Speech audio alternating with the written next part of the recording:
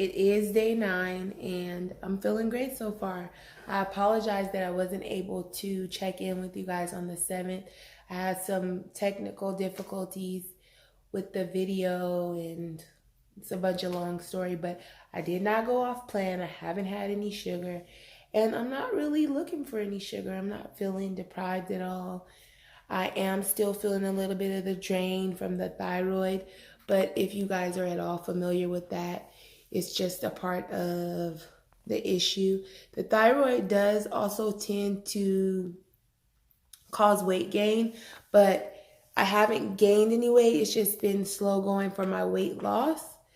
And then I have the other issue that's kind of TMI, but I've shared that before, so that's another thing. But I'm still down. I haven't gained a single pound. I've lost a couple more ounces, I guess. So I'm at like 206.4 I was this morning. And I think by the time I get through the weekend and my stomach moves around, I keep going for walks and getting my steps in, we'll be able to see a whoosh of weight loss or something, hopefully. Fingers crossed. Other than that, I do plan to share another recipe video or a couple more recipe videos in the next week or so. In the next couple of days, I will have a recipe video, but I got an idea for another recipe video when I was shopping today. I'm also going to be showing you guys when I walk through Trader Joe's. I know you guys probably think that's really random, but a lot of people I know, in my experience, the people that I really want to help with this YouTube page don't really shop at places like Trader Joe's. So I thought I would show what's in there and how great the prices are. And I really just want to encourage people like me and people like the old me to look at nutrition labels and be more mindful of what you're putting into your bodies and your kids' bodies, because it does matter. And I'll talk to you guys in the next video. I did want to share some of the stuff that I got today. So because I love cooking and I love making recipe videos, I started opening it already, but I got this thermometer. It's waterproof. I had another one and it completely disappeared. I have kids. They lose all of my forks and spoons, everything. So I'm sure one of them decided to play with it. So I'm going to keep this one in somewhere, some other place where they won't think to look or won't be able to reach it. I literally was trying to figure out where that place is just a second ago. I also grabbed a muffin pan. My son, as I told you guys about my son, he has a really bad addiction to sugar and he's really hard to please as far as eating things. And he's always asking for candy and always asking for treats. And so what I used to do back when I was healthier and I was in the kitchen all the time, I would make like muffins and stuff like that. And he was asking for those big, huge muffins at Costco. And so I figured I'll try to bake him and his brother and sister up some one of these days here soon, some of those big muffins and sans most of the sugar. So not put as much sugar and still give them some nice muffins to eat. They don't have to be a low carb bread mix. Most likely whole wheat flour or something, but they'll still be tasty. I'm not going to make them eat like sugar free or anything, but I'm definitely going to add a lot less sugar than what the Costco muffins have in them. And this is probably my most exciting buy. I haven't ever had a cast iron skillet, and I've always wanted one, but like I would either not think of it when I had money or just forget about it. And I finally got myself one, so I'm really excited about using that. And then I also grabbed this. This is Birch Benders. It's grain-free, gluten-free, no added sugar. It's paleo, so it's made with almond flour and coconut flour and cassava. And we all run low on time, And I usually like to make my stuff myself, but I figured I would give these a try because there are days when I don't feel like making stuff myself. And then this is also something that my kids might be interested in eating as well. Like I said, I got the pure maple syrup, so I have to have something for them to eat with that. I have some regular pancakes, I believe, but if they do happen to like these are a pretty good option. This is for 2 pancakes, so it's 16 grams of carbs with 5 grams of fiber. But like I told you guys, I count total carbs, but I don't really count carbs on veggies, so that's where I kind of make up for it. But this one is pretty high fiber, which I love to see. And this is for 2 pancakes. So on a day when time is running low, this fits nicely into the macros that I'm following right now. So this is a good option, and maybe my kids will like it, maybe they won't. But this is something I can have that will be fast, and I don't have to whip it up myself. Because you simply add water, I believe. Just add water. How many portions does it take to find 3 words on a package? And then last but not least, I bought this. And this is another shortcut thing. Now, Smucker's had come out with this half the sugar fruit spread, and I guess it didn't sell well. My kids said it didn't taste like anything. I thought it tasted delicious because it had, I believe it did have sugar. You see the limited amount of ingredients that it has on it. That excites me. I like that kind of thing. And so this is for 1 tablespoon, which I don't put very much jelly on my, if I was to have a PB&J. And obviously this does fit into my macros, if those pancakes do. But this fits in my macros, especially if I only do the 1 tablespoon. And I don't do a lot of jelly because I just want the flavor, and then I like the peanut butter and just the mix of those two. And it's not something that I would eat every day either. But if I did want to have a peanut butter and jelly sandwich, then this would be an okay option. It does have sugar, and I like to limit sugar, but sugar is bad for you. But I think as long as you limit it, then you'll be okay. And so I like to see products with a limited number of ingredients, things that I can pronounce, something that I could put together in my own kitchen. And that is something that I have done.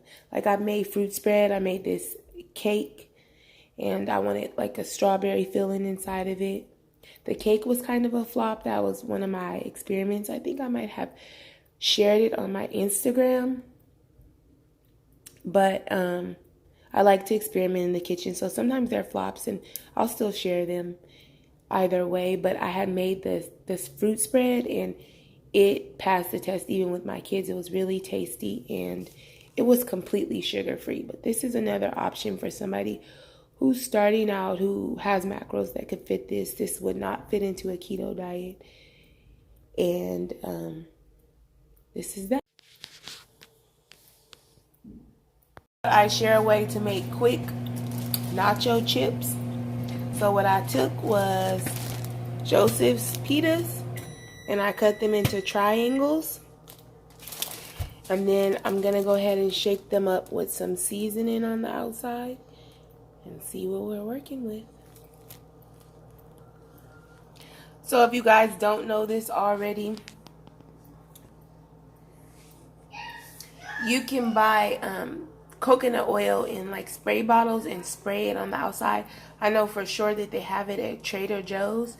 So what I did was I just sprayed these with oil. I use vegetable oil, which isn't the best oil to choose, but that's what I had available to try this. So I used vegetable oil, I sprayed it, and then I put it in the air fryer for about 10 minutes. And you have to watch these because just like the lavash, they can burn quickly. They go from not cooked at all to burned really quickly. And as you can see, it didn't stick all that well, but I had to rush and go get the camera, so they would have sticked a little better if you want to put the seasoning on the outside by just taking them straight from the fryer when they're still feeling, you know, when they still have the oil not dried on the outside, so the oil is still kind of it will help the seasoning adhere to the chips. And so I had mine kind of dried up before I had a chance to make the video, but it worked pretty well, and I think I'm gonna use it to make something tasty. If you guys are missing chips and you want something, a different alternative than the pork rinds, then you might want to give these a try.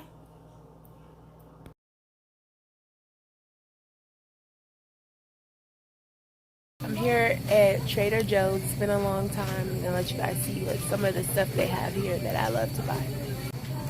So you can get these big bags of lettuce and spinach and stuff like that for like $1.99. This is the cruciferous crunch that I mentioned before. And see, it has the Brussels sprouts, broccoli, and the cabbage in it. And so I used to put this in sandwiches. It was so good. But this is something that you could just stir fry with some coconut oil and salt and pepper, and it will taste amazing. Or do like what I did the other day and just add a little bacon to it, and it's delicious. So I'm gonna probably grab some of this. And then they have the romaine hearts and the baby spinach and kale, lots of yummy stuff.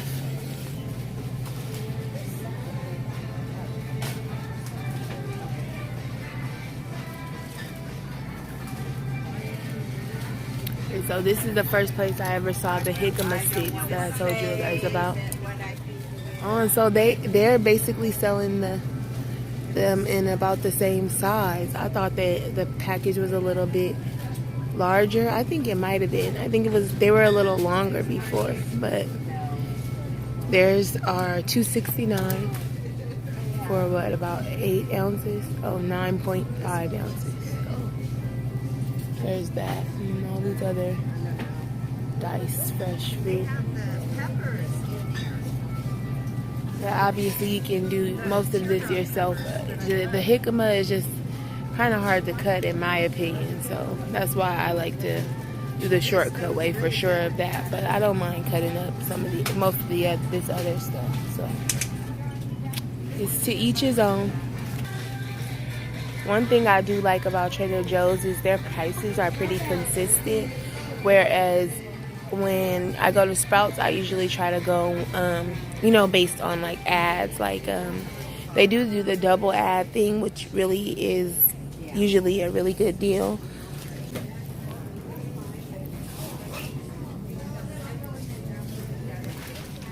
All the different nuts.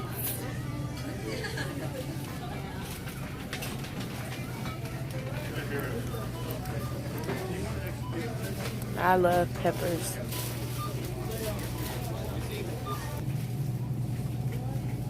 Avocados. Avocados are funny, you guys, because I live in California and I went to the Central Valley up going towards like Fresno, the Fresno area, and they had avocados like at the farms and stuff, selling them for, you guys would be amazed at the prices. It's crazy. They had them for like $6 for $1, like prices that we don't ever see. It's crazy. So I used to get my coconut oil right here. Not too bad. I actually have some left, and then I actually bought a gigantic one. I think it's in one of my videos. I bought a gigantic one from Costco. But I did like to get this coconut oil spray. I used to get it all the time. I haven't had it in a while. I don't really need it right now. And they have the rice vinegar right here. I'll show you guys. I kept saying I was going to show you guys, but see, it has 0 carbs. But they have another one, like at like most of the regular stores, that has carbs in it. So you have to be careful. You have to get the one with 0 carbs, because some of them, they add a little sugar, because if you haven't noticed by now, a lot of the Asian dishes, they like to add a sweetness to them, so they'll have sugar in some of them. And here are the protein bars. And then what else I didn't show you guys is they have like the sweeteners over here with the